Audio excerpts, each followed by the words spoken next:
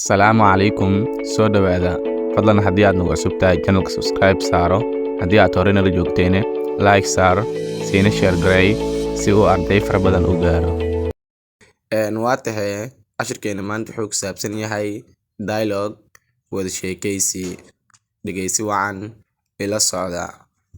I am awfully sorry daacadii waan ka xumahay to see you in aan kugu arko in this condition marxaladani.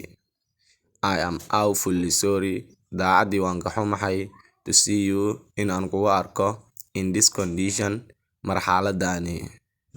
Forgive me iska kayaafi please fadlan. I didn't mean ma aanan ula jeedin to offend you in aan adiga kuu gafo. Forgive me iska kayaafi please fadlan. I didn't mean ma aanan ula jeedin to offend you in aan adiga kuu gafo.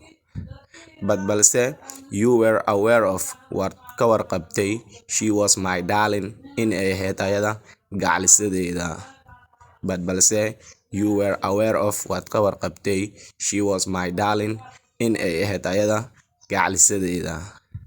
In the name of Allah, wallahi ama magaca Allah, I was unaware of it. Ma aanan ka warqabin. Believe me, I aamin, I had no idea. Ma aanan aqoonin. I was doing wrong in aan qalad sameynayay. And I am sorry waana ka xumahay for my carelessness ka taxadir la'aanteyda. In the name of Allah, magaca Allah, I was unaware of it. Ma aanan ka warqabin. Believe me, I aamin, I had no idea. Ma aanan aqoonin. I was doing wrong in aan qalad sameynayay. And I am sorry waana ka xumahay for my carelessness ka taxadir la'aanteyda. No apology is needed. Raaligelin looma baahna. You are always my beloved friend. Adiga had iyo jeer waxaad tahay saaxiibkeygii aan jeclaa. In aan gabar darteeda isku dagaalno looma baahna ayuu taagan yahay marka ninkani. No apology is needed. Raaligelin looma baahna. You are always my beloved friend. Had iyo jeer waxaad tahay saaxiibkeygii aan jeclaa. Thanks mahadsanid my friend saaxiibkeygiiyow.